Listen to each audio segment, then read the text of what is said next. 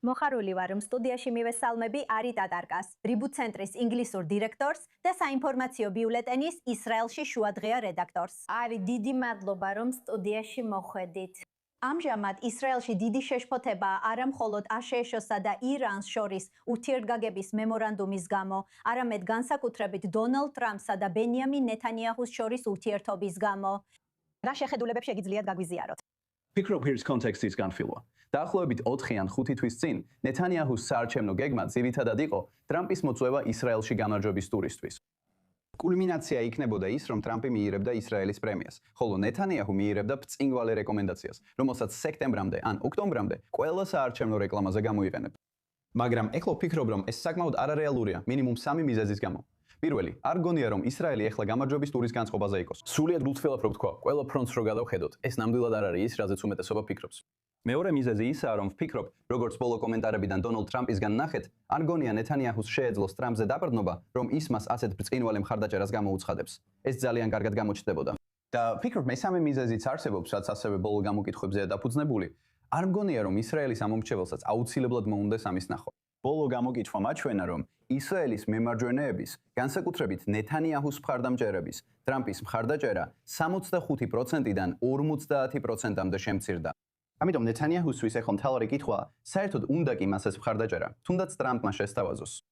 არის სწორედ ამაზე ანგარიშები, რომ ლიკუდმა საარჩევნო კამპანიის რეკლამები შეცვალა არჩევნების წინ, იმიტომ რომ ამერიკის ლიდერსა და ისრაელის ლიდერს შორის ურთიერთობა ისეთი მტკიცე აღარ არის, როგორც ბევრს სურს. და განსაკუთრებით იმ ადამიანს, რომელიც არჩევნებში ბატონ უსაფრთხოებად მიდის, სურს რომ ეს ურთიერთობა უფრო ძლიერი იყოს. თქვენთვის ეს ასეა. ვიტყოდი, რომ ეს ნამდვილად სწორია. ვფიქრობ, ნეთანიაჰუს გამოწვევა ნაკლებად იქნება ის, თუ როგორ წარმოაჩენს თავის ურთიერთობას ტრამპთან და უფრო მეტად ის, თუ როგორ წარმოაჩენს ირანთან კონფლიქტის საერთო შედეგს, განსაკუთრებით ლიბანში. ანუ მას შეუძლია ტრამპს შეხედოს და თქვას, რომ აქვს შესანიშნავი ურთიერთობა. და ძალიან სავარაუდოა, რომ უახლოეს რამდენიმე თვეში ვიხილავთ გარკვეულ პოზიციონირებას ტრამპის მიმართ. მაგრამ საბოლოო ჯამში ვფიქრობ, ადგილზე არსებული ფაქტები იქნება გადამწყვეტი.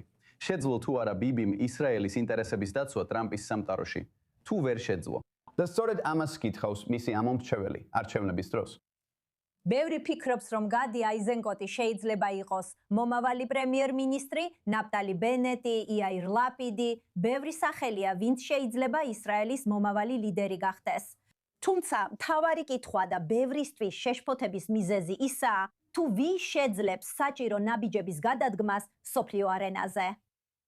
რას ფიქრობთ ამ საკითხზე? ეს არის მთავარი პრობლემა ამომრჩევლებისთვის, როცა ისინი საარჩევნო უბანზე მიდიან. თუ ისინი უფრო მეტად არა მხოლოდ უსაფრთხოებაზე, არამედ ცხოვრების ხარჯებზე და უბრალოდ ყოველდღიურ გადარჩენაზე ფიქრობენ, რადგან ეს ქვეყანა ძალიან ძვირია. მინდოდა მეთქვა, რომ ეს ეკონომიკას შეეხება, მაგრამ თუ ამაზე ფულს დავდებდი, მაშინ ყველაფერს დავკარგავდი. თუ ვინდათ სმოტრიჩს გითხოთ, როგორც მან ბოლო ინტერვიუში თქვა, ეკონომიკისთვის ნახევარ მანდატსაც ვერ მიიღებ. და თუ ფინანსთა მინისტრი ამას ამბობს, მე მას ვენდობ. ვფიქრობ, როცა საქმე ეიზენკოტს ეხება, თუ ხალხი მართლა კითხულობს, როგორც წარადგენს ის ისრაელს მსოფლიო არენაზე, აუცილებლად ვერ ვიტყოდი, რომ ის არის ადამიანი, ვისთანაც მე მივიდოდი. მისი ინგლისური სოდნა ნამდვილად არ არის ის, რასაც საუკეთესოს უწოდებდი.